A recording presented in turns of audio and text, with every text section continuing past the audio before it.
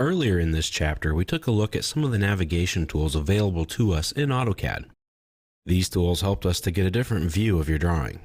They're great for precision, but most of the time you need to get from one view to another very quickly, and you don't care or need to be precise. You just need to see your model differently.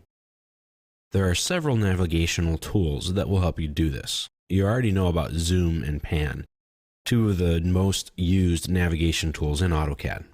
But what about the navigation bar? That's this guy over here on the right. It has a lot of things in it. Let's open up the model beam. This will give us something to look at. Now, the navigation bar is a tool that holds many tools in it. To turn it on, you can just type in nav bar. Now, you go on or off. Some people find it annoying and they don't ever want to use it. But I want to show it to you so then you can make the decision for yourself. It does have a lot of tools in it.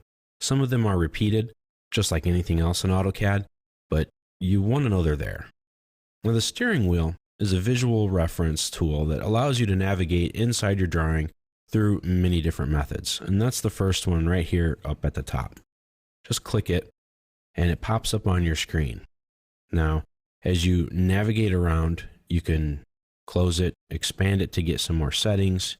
You can get to some of the different things you want here, like the pan command. Click and hold, and you can pan around. Now, to be honest and to be fair, with the scroll wheel on your mouse giving you the ability to pan, you're not going to use this very often. Same thing with the zoom. Click it and hold it, and it gives you a real-time zoom. Here's the orbit, so you can spin around, and a rewind. This will put you back through different views you've recently been in. That's kind of cool. You can center your view like that. You can lock your view in. You can move up and down. Or you can walk through different directions. They can be a bit difficult to use from time to time and can be kind of cumbersome, but they're there. Now, you have different navigation wheels. You have the full wheel, which we just saw, or you can get to a mini wheel, which has all the other things in it. It just doesn't take up as much room on your screen. Just move your mouse around the little target to get to what you want to get to. You can see the word that'll show up underneath it. It says walk, up, down, pan, etc. Now, this walk view, as you move your mouse around, it will help you to navigate or do a real-time pan in that direction. We have a smaller drawing here, so it's harder to see it, but it's there. Some of the other options are to just have a mini view object wheel, which is just the different views, and some of the others have just a 2D wheel for a zoom, rewind, or pan, and you can always get to the settings by clicking on this bottom arrow. Or you can go back to your full navigation wheel. You can also hit the escape key to get out of it. Here is your pan move. You can pan around, escape to get out of it. Or you have zoom. You can click on the zoom extents. Or if you click on the little arrow, you have the different options for the zoom command that are there. The nav bar is nice because it puts a lot of different navigational tools on your screen at an easy to find place. You can get to all of these commands by going through the different tabs in the ribbon or by typing in some of them.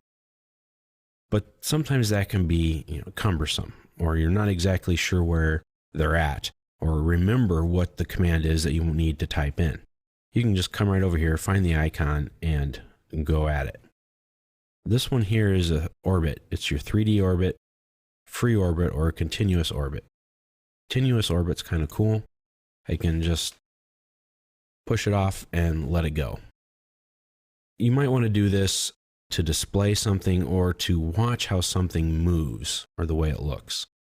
You just grab it with the left click of the mouse and go in a direction. The slower you move it when you release it, the slower it goes. Now, this is kind of cool to do if you have a big presentation and you want to show something that's more interesting than just a still drawing. Or if you're having a tour of your facilities, at your design firm, you can turn on all of the CAD workstations and have them all rotating the company logo or some design that you've worked on. You have your regular orbit command, which will orbit around an axis. You have your free orbit. So you can grab it here by specific axes.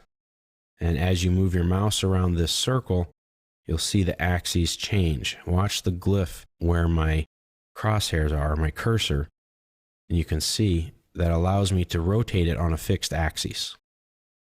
It's not as random. And of course, your regular orbit. You can get out of all these commands by pressing the escape key. Now, if you have a 3D mouse hooked up to your workstation, these are some of the controls for that. I don't have one currently, though I've used one in the past, and you may or may not have either.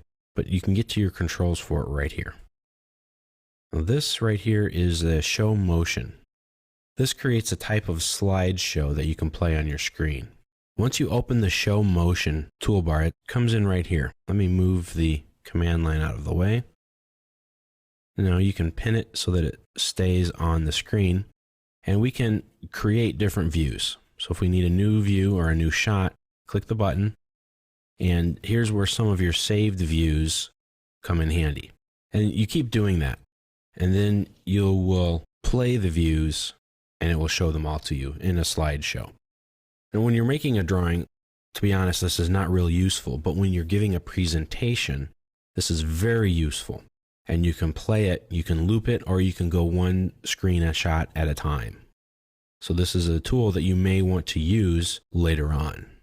One other tool I want to show you is the View Cube. You've probably seen it up here. It's in the top right. You can get to some of its settings right here. Click on the arrow, and it will give you different visual settings. Now you can grab the View Cube by left-clicking and grabbing it. And when you do that, it rotates. So it's sort of like grabbing the cube and rotating it around. It's a pivot command. I can also switch my views. If I click on some of these arrows, it'll automatically take me to the front view. Of course, I can click on the front view, and I can quickly navigate my views. And I can also click on those arrows here to rotate 90 degrees about the axis which you currently are. As you move your cursor over the View Cube, you'll see these sections that are turning blue. Now, when I click on one of those blue sections, that's where it takes me to. I can also click on the north, east, south, or west to change my views. And this is just another way to quickly and visually navigate inside your file. So these are a lot of the different navigational tools that are available to you in AutoCAD. A lot of them are very advanced. Some of them are very tricky to use. You're going to find that your mouse will be just about all you need for about 90–95% of your navigational needs. Click and hold the scroll wheel and you can pan around. Zoom in and out by just rolling the wheel. Double click it, that's a zoom extents. Hold your shift key and your middle mouse button, the scroll wheel button around, and there's a quick orbit. You can do these inside commands. You can get to them without going anywhere else besides your mouse. And that's why they're probably better tools to use. But I wanted to show these to you so that you could see them and know that they are there, because they have special purpose functionality built into them. So if you have a very special or unique situation in which you need to navigate inside your file, you can. And these are here. And these are more advanced and not something you're going to use every day. But if so, then that's fantastic, and they're there for you.